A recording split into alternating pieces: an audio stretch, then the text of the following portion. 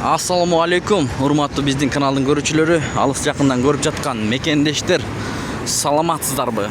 26 май 2024 жыл Бишкек шаары, бүгүнгө жекшемби достор. Рубль өсүптүр.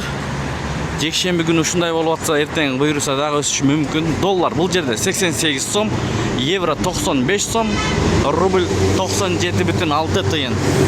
Моссоветтебиз, Московский советский көчөлөрүнүн кесилишиндеги обменкалар. Манистрим доллар 88 сом, евро 94 сом 80 тыйын, рубль 97,6 тыйын.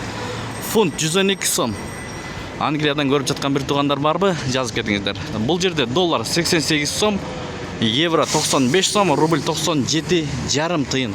Туугандар, мына ушундай болуп жатат. Видеого лайк басып, каналга каттала элек болсоңуздар, каналга катталганды унутпаңыздар. Ар дайым биз киргизип бараткан видеолорду көрүп турасыздар. Эң жогору айкүр акча алмаштыруу жайында болуп жатат. Рубль боюнча 97,7 тыйын достор.